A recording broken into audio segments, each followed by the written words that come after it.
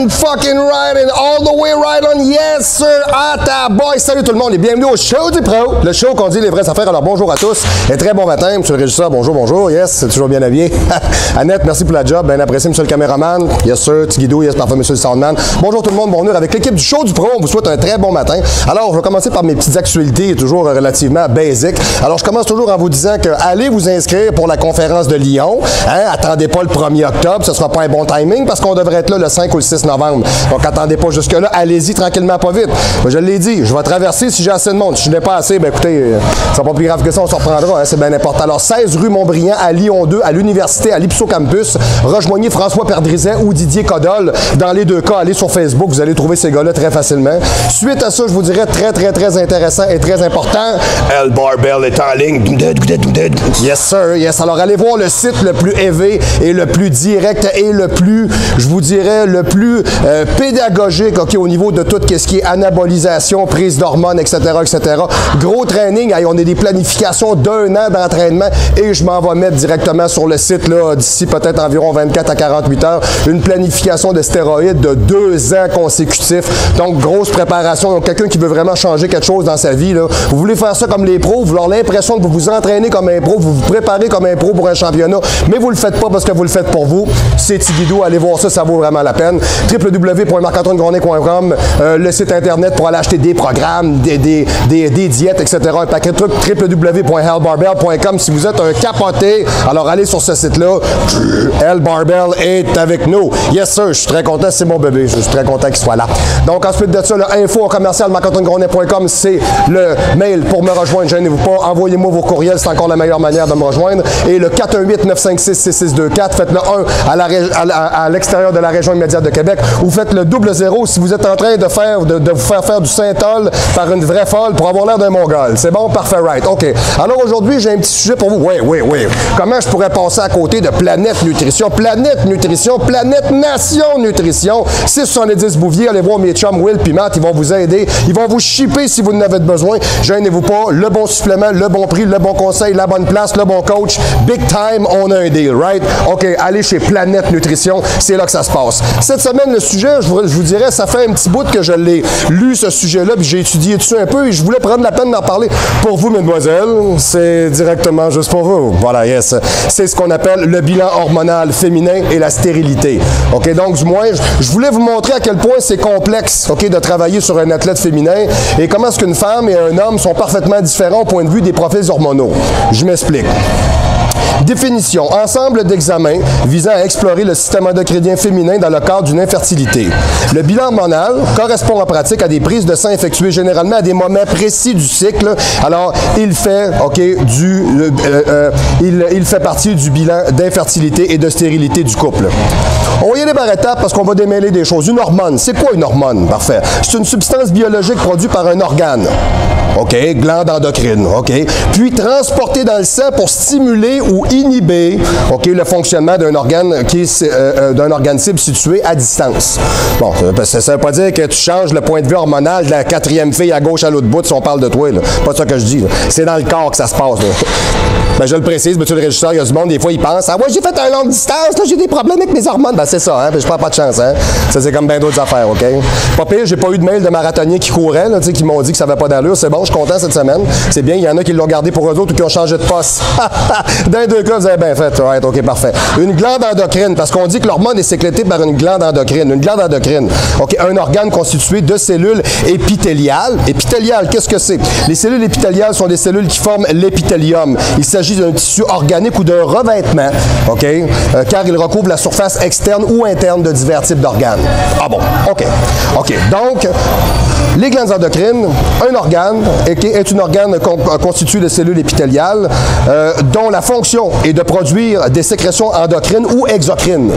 OK, bon. Alors, à la lumière de ce qu'on voit là, on va commencer à parler. Plusieurs hormones participent à la régulation de la fertilité chez la femme. Ces hormones proviennent de différents organes. Quels sont-ils? La base du cerveau, où se trouvent les glandes hypophyse, prolactine, FSH, LH, TSH. Alors, tout ça produit par la glande hypophyse. Et l'hypothalamus qui produit la GnRH. OK? Les deux ovaires qui vont produire le 17-bêta-ostradiol, le AMH, l'inhib, OK? Progestérone, testostérone et androstérone. Okay? Ça fait du stock pas mal là, pour une seule personne, il n'est pas fini. Là. La thyroïde, la T3, la T4, et les deux glandes surrénales, testostérone, androstérone et SDHA. Okay? Comme vous pouvez voir, les femmes, c'est quelque chose. Okay? C'est pas comme les hommes, c'est plus complexe. Okay? Tous ces organes peuvent être à l'origine d'un dérèglement du cycle menstruel et donc de la fertilité féminine à problème. Okay? Les hormones. Okay. On dit d'un mécanisme ou d'une hormone qu'il est gonadotrope. OK. Gonadotrope. Il s'agit s'il agit sur les glandes sexuelles. Les hormones gonadotropes ou la gonadotrophine sont sécrétées par l'hypophyse. Il s'agit de l'hormone lutéinisante, la LH, OK? Alors, lutéotropine et de la FSH, l'hormone folliculostimulante ou folliculotropine. OK? On va les nommer un après l'autre. On va faire le tour. Les différentes hormones sont les suivantes. La FSH, ça on en a parlé tantôt, c'est Follicular Stimulating Hormone. L'hormone folliculostimulante, hormone gonadotrope, c'est pour ça que je vous l'ai spécifié, là, sécrétée par les glandes hypophyses et stimule la croissance et la maturation des follicules ovariens. Bon, OK. Deuxièmement, la LH, l'hormone lutéinisante, hormone gonadotrope, sécrétée par les glandes hypophyses. Son pic induit l'ovulation et la sécrétion stimule la production de progestérone par le corps jaune. OK. Troisième, 17 bêta-ostradiol, hormone sécrétée essentiellement par les ovaires. Okay? Moi, j'ai lu là-dessus, j'ai trouvé ça super intéressant. Sérieux, il y a plein d'affaires là-dedans que je ne savais pas. Alors, essentiellement par les ovaires et accessoirement par les glandes surrénales. OK, c'est bon, OK. Son augmentation progressive provoque le pic de LH qui induit l'ovulation. OK, bon. Alors, son taux témoigne de la qualité de la sécrétion ovarienne. D'accord. La progestérone, hormone sécrétée par le corps jaune en deuxième partie du cycle et accessoirement par les glandes surrénales. Fait que finalement, si vous taxez vos reins, vous risquez de développer des problèmes. On s'entend-tu, là? T'sais, c'est assez intéressant de voir comment tous ces organes-là fonctionnent en interactivité. À chaque cycle menstruel, elle permet de préparer l'endomètre. L'endomètre ou l'utérus, c'est bon, OK, c'est bon pour tout le monde, OK? À la nidation de l'œuf. Il n'y a pas d'histoire de poule là-dedans. Là, on parle toujours d'une fécondité au niveau ovarien, c'est plus l'idée, right? OK? Alors, chez la femme enceinte, la progestérone, OK, est sécrétée par le corps jaune, puis par le placenta. Elle prépare les glandes mammaires à la lactation. Vous voyez comment tout ça s'est attaché, là. L'AMH, OK, l'anti-mullérienne hormone. L'hormone anti-mullérienne, sécrétée par les follicules ovariens, son taux reflète la réserve ovarienne, ce qu'on appelle le pôle ovarien. Alors, j'ose croire qu'un jour, si à un moment donné, ça s'atténue quand on parle de la ménopause, de la préménopause, j'imagine que cette hormone-là se met à diminuer dangereusement. Alors, un taux normal permet de prédire une bonne réponse à la stimulation ovarienne. Son taux reste stable, quel que soit le jour du cycle. OK. La prolactine, ça en fait pas mal, hein? La prolactine, hormone de la lactation, sécrétée par les glandes hypophyses, son élévation chez la femme enceinte permet de déclencher et de maintenir la lactation. Bon, parfait, fantastique. Yes. OK. En dehors de la grossesse, elle intervient dans la sécrétion de la progestérone. OK? Donc, femme qui dit problème de progestérone, problème de prolactine, etc., trop de prolactine, etc. Testostérone. Les femmes aussi ont de la testostérone, c'est important, là. Okay, certains même plus que d'autres, là, tu sais. Dans la catégorie femme troc, c'est moi, c'est... Tu sais, genre, là, bon, ça se peut, OK, right? OK? Parce que... OK. C'est la principale hormone androgène masculine, sécrétée par les testicules et accessoirement par les glandes surrénales. C'est pour ça que quand vous apprenez qu'un culturiste s'est brûlé un rein, ça vous donne ça une idée à quel point il a dosé comme un cave, OK? Mais tout ça, c'est attaché, OK? Donc, les reins et la testostérone, ça fonctionne ensemble au même titre que les gonades dans les cellules de Sertoli. C'est pareil, OK? Alors, chez l'homme, ça fonctionne comme ça. Chez la femme, cette hormone est sécrétée en faible quantité par les ovaires et par les glandes surrénales. Ah ouais, OK, encore, même principe. Son dosage chez la femme permet d'explorer une hyperandrogénie, OK? Ou un hirsutisme, c'est une hyperpilosité, OK? Ou une virilisation. Bon, fait que de toute évidence, une femme qui prend du testo, c'est ça, hein, c'est la femme à barbe. Hein? Rentrez dans vos maisons, c'est le monstre! OK, donc vous prenez pas de chance, vous essayez de vous passer soit un petit coup de cire d'en face, ou vous essayez de baisser le dosage. Hein? Mademoiselle, faites attention à ça. Hein? Oui, je te promets, je vais faire attention. C'est ça, merci. T'es bien fine, Linda. Yes. OK. TSH, l'hormone thyréostimulante, sécrétée par les glandes hypophyses, elle agit principalement sur la glande thyroïdienne, en stimulant la sécrétion d'hormones thyroïdiennes T3, T4. Son dosage permet d'évaluer d'évaluer la normalité du fonctionnement de la glande thyroïde. C'est bon. La S-DHEA. Moi, je connaissais la déhydroépiandrostérone, mais la S, je ne comprenais pas, c'est un sulfate. Le sulfate de déhydroépiandrostérone. La DHEA est une hormone sécrétée principalement par les glandes surrénales et accessoirement par les ovaires. Elle se transforme en S-DHEA dans le sang. Okay? Cette hormone a un faible pouvoir androgénique, mais elle est métabolisée en testostérone et en androsténédione, okay, hormone mâle plus puissante. Son dosage chez la femme permet d'explorer une hyperandrogénie, okay, un hirsutisme ou de la virilisation. On en a parlé tantôt. Donc, vous voyez, les femmes, vous avez au moins deux types d'hormones. Vous avez la testostérone puis la DHEA qui peut faire ça. Okay, on essaye de ne pas accélérer le processus, okay, s'il vous plaît. On essaye de rester dans le féminin. Okay. Delta-4 androsténédione, hormone androgène, hormone sexuelle masculine. Chez la femme, cette hormone est présente en très faible quantité. Elle provient des ovaires, des glandes surrénales et de la transformation de la DHEA. Elle intervient chez la femme dans la minéralisation osseuse, dans la libido et dans l'hydratation et l'élasticité de la peau. Intéressant. Vraiment, vraiment, j'aime ça, lire ça. OK. 17-hydroxyprogestérone, hormone stéroïde synthétisée par les glandes cortico-surrénales. Okay? Ça revient pas mal tout le temps, les reins, avec la production de testo, on s'entend, là, OK? Et participant au métabolisme des glucides, des lipides et des protéines. Alors, Dieu seul sait que si t'es en train de fucker quelque chose dans ton corps, ça se peut que tu prennes 50 livres de schnout puis tu comprennes pas pourquoi. OK? C'est bien beau sur le stage, mais après, il se passe quoi? OK, right? Le 17-hydroxyprogestérone est l'un des intermédiaires entre le cholestérol et les hormones stéroïdes finales. Cortisol, aldolstérone, androgène.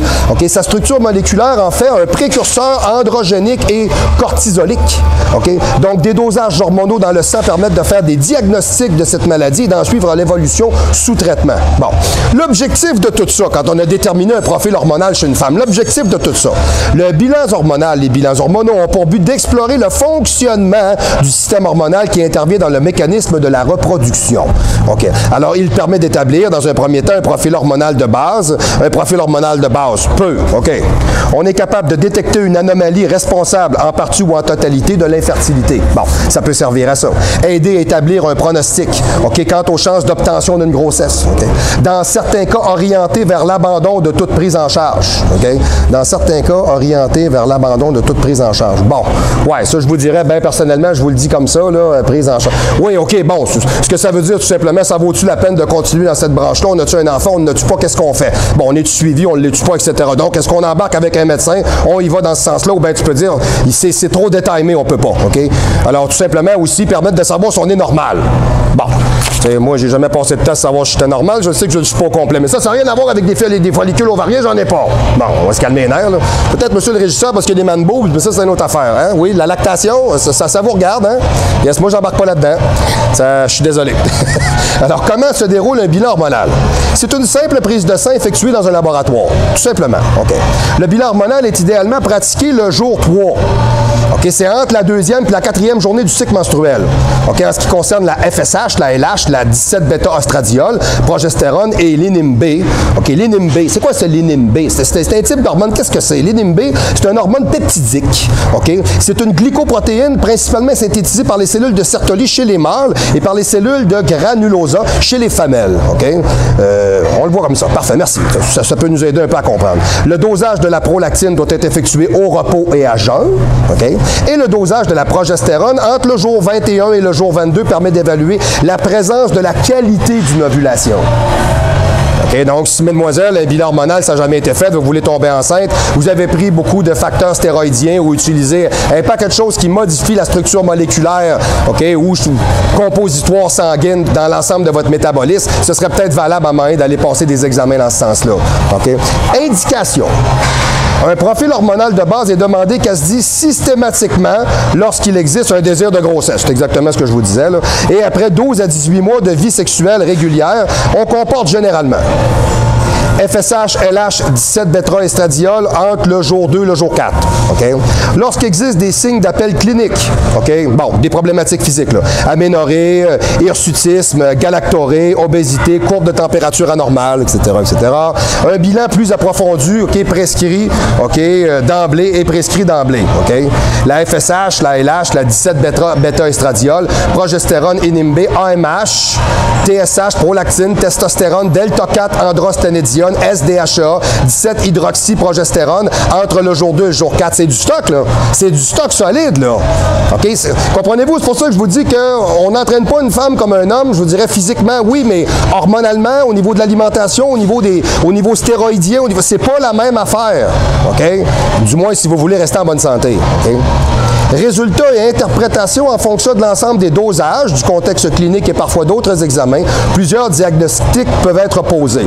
Le bilan hormonal, anovulation, dysovulation, trouble de l'ovulation. OK. Bon. Ça veut dire quoi? Syndrome des ovaires polykystiques, hypogonadisme, hypogonadotrope, insuffisance ovarienne primitive. Primitive, ça veut dire que c'est quand une femme a un enfant pour la première fois. OK? Donc, anomalie chromosomique, OK? Ou secondaire, ménopause précoce. On en a parlé tantôt. Il y a une hormone, entre autres, c'est le pôle ovarien. C'est sûr que si la femme elle a 30-32 ans et elle tombe en préménopause, il y a un gros problème de profil hormonal. Là, OK? L'hypothyroïdie, l'hyperprolactinémie, c'est encore assez tannant, trouble qualitatif hypothalamo-hypophysaire, tumeur, malformation de l'hypophyse ou de l'hypothalamus, hyperandrogénie, OK, hyperandrogénie, parfait, c'est bon, yes, cause supra-hypothalamique, anorexie mentale, fucké, OK, vos hormones peuvent vous amener à des problématiques dans ce sens-là. Intéressant, OK. Pseudo-dermaphrodisme masculin. Bon, c'est quoi ce pseudo-dermaphrodisme? Bon, OK, ça n'a rien à voir avec l'hermaphrodite, OK? C'est la présence de signes virils avec une hypertrophie du clitoris qui est constatée. OK? Donc, ça n'a rien à voir avec la personne qui a deux sexes. Exemple, OK? Endocrinopathie surrénalienne et tumeur ovarienne. Bon, alors, comme vous pouvez voir, il y en a des petits paquets de problèmes chez la femme qu'on est capable de démystifier. Et ces problématiques-là amèneraient des problématiques de stérilité. Alors, stérilité, on parle de quoi? Devant une stérilité, après la première consultation du couple, les résultats d'examen, le médecin pourra évoquer une origine féminine au problème. Il cherchera alors la cause, OK, ovulation, perméabilité des trompes, glaire, plusieurs phénomènes peuvent faire obstacle à la fécondation, OK?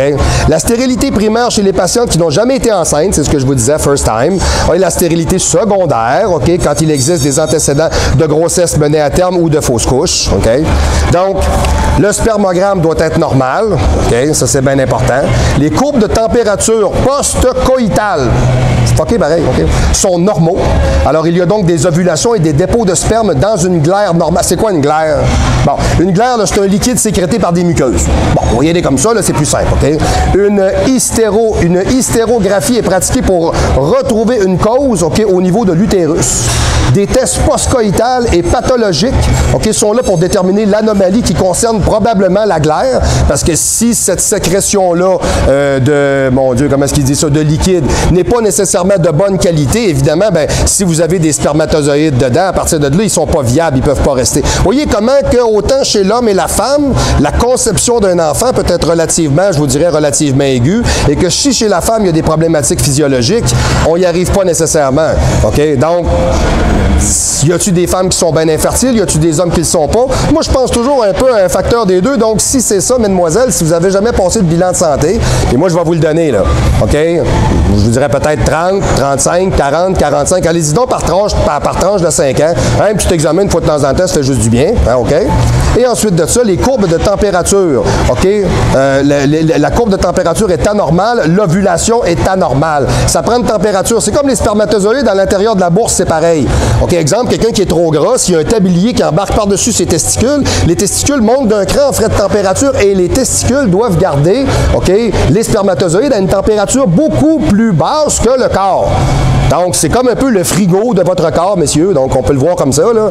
C'est bon. Ça veut dire que le gars qui est gras, ça veut dire que si, mettons, exemple, monsieur le régisseur essaie d'avoir des enfants, c'est sportif. Vous en avez 3. Ouais, je ne vais pas y voir, hein? OK?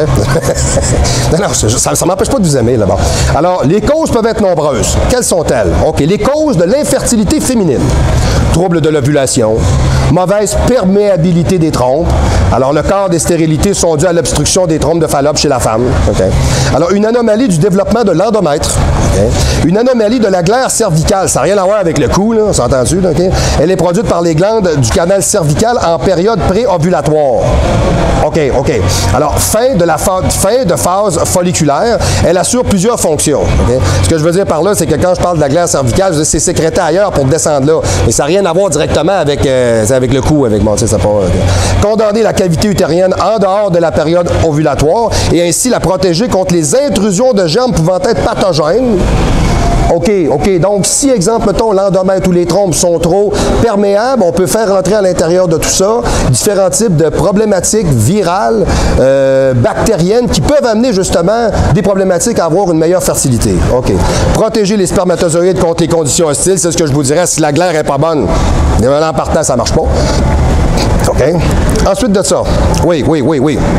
Ma phrase est en continu. Protéger les spermatozoïdes contre les conditions hostiles du vagin. En effet, le pH du vagin, mademoiselle, j'en parle souvent avec bien des athlètes féminins, là, de ça, est acide et toxique pour les spermatozoïdes, tandis que le pH de la glaire est légèrement basique. Donc, assurez-vous donc toujours d'être parfaitement en excellente santé, c'est super important.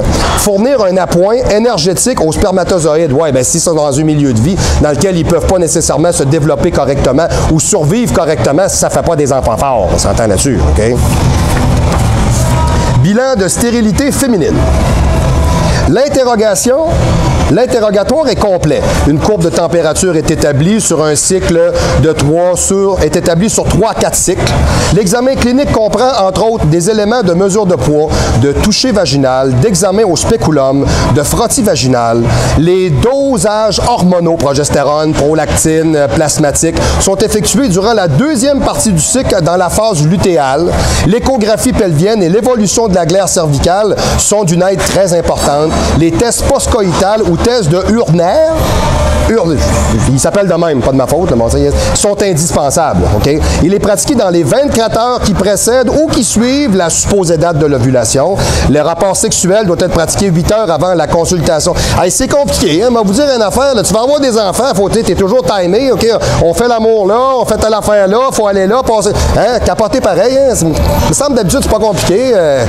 Tu fais ton petit bonheur, hein? Puis tu fabriques ton petit Québécois à la maison, là, ou ton petit Congolais, ou ton petit Mongol, ou ton petit Brésilien, ou ton petit Français, bon, peu importe. Je pensais pas que c'était compliqué comme ça. Donc, un test normal. Qu'est-ce que c'est qu'un test normal? Une technique satisfaisante dans les rapports sexuels. Bon, alors j'ose croire que tout le monde sait comment faire un enfant, là. En tout cas, ça fait drôle à dire, mais bon, il y en a pour qui il y a des affaires simples qui ne le sont pas, OK? Une glaire normale pour le transport et la préservation du sperme, bien important. Des fonctions oestrogéniques satisfaisantes et une fertilité mâle normale. Donc, comme vous pouvez voir, vous avez plus qu'un facteur, finalement, qui est à l'origine des taux d'infertilité, OK, chez la femme. Et je vous dirais que je vais prendre peut-être un 10 secondes de plus, là. Ça vaut la peine. J'aime bien, je vous dirais, dans la recherche que j'ai faite, OK, je vous dirais, je vais vous le répéter parce que je pense que c'est relativement assez important, OK? Alors, tout le monde, on écoute comme il faut. Alors, par identification, les hormones, principalement visées chez la femme pour avoir des bilans de fertilité positifs et faire en sorte qu'on a identifié comme il faut les problématiques par lesquelles on a une certaine stérilité ou pas, OK? Tous les hormones chez la femme qui constituent son fonctionnement, OK, neurologique, physiologique, je vous dirais de conceptualisation humaine, OK? Ces hormones-là sont la folliculostimulante, l'hormone lutéinisante, alors la FSH, la LH, la 17-bêta-ostradiol, la progestérone, l'AMH, l'hormone antimullérienne, la prolactine, la testostérone, la thyréostimuline, l'hormone, la TSH, la SDHEA, la delta-4-androsténédione, la 17-hydroxyprogestérone. Donc, comme vous pouvez voir, OK, c'est relativement très complexe. Alors, ne vous interprétez pas à travailler avec des fumistes ou des gens qui savent pas de quoi ils vous parlent, parce que je vous dirais que c'est relativement très complexe. Travailler avec un athlète féminin, c'est pas juste travailler, je vous dirais, avec une pile d'hormones non plus. C'est travailler avec un comportement. Les femmes, les hommes sont tout à fait différents. OK? Moi, je prépare plusieurs types d'athlètes féminins. J'entraîne. Moi, ma clientèle est à 90% féminine. J'ai pas choisi ça du tout, là. OK? Alors, des fois, ben, on s'arrache un peu les cheveux de la tête parce que les femmes, c'est beaucoup plus complexe que les hommes. OK? Donc, assurez-vous donc de travailler avec des gens qui sont curieux, qui sont savants, qui aiment apprendre, qui vont s'intéresser à vous et qui vont regarder aussi, vous direz, dans des perspectives dans lesquelles vous voulez faire de la mise en forme, perdre du poids, retrouver une certaine estime de vous, ou est-ce qu'il y aurait une problématique qui ne serait pas fonctionnelle? Alors, je vous dirais, avant peut-être même d'envisager n'importe quel type de, mon Dieu, de démarche, tout simplement, pour entreprendre quelque chose pour changer votre vie, peut-être un petit bilan hormonal serait vraiment le très bienvenu. Comme ça, au moins, vous saurez deux choses. Non seulement si vous fonctionnez bien, mais si vous êtes apte aussi à avoir des enfants. Alors, si vous en voulez, même si vous en voulez pas, ça reste important. C'est comme pour les hommes. Les hommes passés 40 ans, une colonoscopie, c'est pas mauvais, hein? C'est pour aller le checker. La prostate, il faut aller faire checker aussi. C'est pas de ma faute. Moi, c'est à partir de l'âge de 40 ans, on débarque de la garantie. Mais j'ai rien à voir là-dedans, là. OK? C'est fait comme ça. Bon. On a des tests sanguins passés une fois ou deux par année pour regarder si tout est OK. Je veux dire, nous autres, on mange beaucoup, on prend des stéroïdes, on utilise des suppléments, on fait un paquet de choses comme ça qui vont faire en sorte qu'à un moment donné, le corps a des modifications au niveau de ses profils hormonaux. Donc, je pense que ce serait bien, à un moment donné, et intelligent, OK, d'être capable d'aller consulter pour ça et de se tenir à jour. Surtout passé un certain âge, moi, je peux vous le dire. Passé 35 ans montant, là, il se passe des choses plutôt obscures dans votre corps. Alors, allez consulter, faites-le. Je ne dirais pas, je vous en supplie, mais je vous dirais au moins, soyez alerte à ce niveau-là et ne pensez pas que votre corps est fait pour accepter tout ce que vous allez lui donner sans même être nettoyé, recalibré ou modifié. Right? OK. Parfait. La capsule aujourd'hui était brève et express, tout simplement. Alors, mesdames, je l'ai faite juste pour vous. Ouais. Hein, c'est bien, hein, parfait. Solo! Non, pas de solo. OK, c'est bon, excusez. OK. Donc, du moins, pour être capable de me rejoindre, alors, faites toujours comme d'habitude. OK, vous allez faire le info@marc-antoine-grondin.com, c'est mon courriel. Allez sur le www.marc-antoine-grondin.com. Allez-y, c'est mon site de travail. Il y a des programmes, il y a de l'alimentation, il y a des protocoles de suppléments. Il y a un paquet d'affaires là-dessus qui sont vraiment hot. Des vrais programmes faits par du vrai monde qui donnent des vrais résultats, là. C'est pas de la joke. OK? Ensuite de ça, allez sur hellbarbell.com. Hellbarbell, allez là-dessus, c'est flyé à mort. On fait vraiment de la pédagogie au point de vue des SAA. On aide les gens à comprendre. Ce n'est pas de la propagande. OK? Il n'y a pas personne qui dit à personne de faire de la sauce. C'est pas ça qu'on fait. Là. Excusez, là, ça a l'air... c'est du slang un peu. Là. Ce que je suis en train de vous dire, là, c'est qu'on ne peut pas vous empêcher de faire ce que vous voulez dans la vie, quand même qu'on vous dirait de ne pas le faire. Alors, si vous faites des choix, on va vous aider à faire des bons choix, puis on va vous dire exactement les conséquences qui viennent avec, et en toute connaissance de cause, vous choisirez. OK? Vous ferez des choix qui vous concernent, et ce sera votre business. OK? Alors, allez sur hellbarbell.com, on a mis un teaser, des vidéos. Vous voulez savoir c'est quoi être intense à s'entraîner? Allez regarder les vidéos. Allez en acheter 9,99 un petit vidéo, là. Au moins pour regarder la qualité des mouvements, l'enchevêtrement de tout ça, l'intensité. Tu sais, ça peut nous donner des bons cues aussi des fois. Puis pour les gens qui travaillent avec moi, c'est quelque chose qui peut vous aider. Parce que souvent, je vais vous parler, exemple, de rope pull on cradle bench. Je vais vous parler de pull over and press. Je vais vous parler de seated low cable French press. Bon, un paquet de mouvements comme ça que quand vous les voyez en réel, c'est comme ça qu'on fait ça, OK? Et j'ai pas dit que ma méthode était la seule. Ce que je suis en train de vous dire, c'est que je pense qu'après plusieurs années et de très bons résultats, je crois que ma méthode est valable, OK? Alors, www.marc-antoine-grondin.com, www.hellbarbell.com, OK? info@marc-antoine-grondin, c'est mon courriel. Et ensuite de ça, rejoignez-moi par le téléphone au 418-956-6624. Faites le 1 à l'extérieur de la région immédiate de Québec ou le 00 si vous êtes en train de buzzer avec T-buzzer, à bomber, à vous faire bumper. Et voilà. Donc, alors, on va y aller avec ça. Ça me fait excessivement plaisir de vous avoir eu avec moi cette semaine. Alors, tout simplement, un sujet la semaine prochaine, je ne sais pas, j'en ai tellement à traiter encore. On va faire le tour même. Ah oui, hey, je voulais vous dire ça. J'ai quelqu'un qui m'a écrit hier. Ouais, je savais même pas ça. Moi, je suis rendu à 5000 abonnés sur ma chaîne YouTube. Hey, merci. Merci. Je ne sais que dire. Monsieur le régisseur est en liesse. Et voilà. Je ne sais que dire. Très, très satisfait. Il y a quelqu'un qui m'a appris ça hier, alors je lui ai dit 5000 fois merci. Alors, je ne l'ai pas écrit 5000 fois, j'ai mis 5000 fois merci. Bon, voyons, non. Franchement, je suis pas fessé, là. Bon, OK. Donc, du moins, merci beaucoup. Merci de faire le show. Merci de participer au show. Merci de faire en sorte que ce show-là perdure et existe. On met des heures, on met du temps, mais on aime ça, puis on vous aime, puis on va revenir la semaine prochaine avec d'autres sujets juste pour vous. On se revoit la semaine prochaine au Show du Pro!